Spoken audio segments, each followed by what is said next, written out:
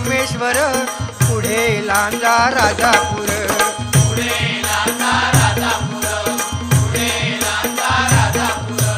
दापोली खेड गुहागर, रत्नागिरी जिल्ह्यावर.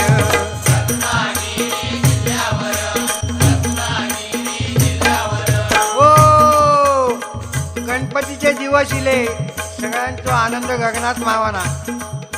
जो तो आपल्यापर्यंत देवाची कशी सेवा करू जावा.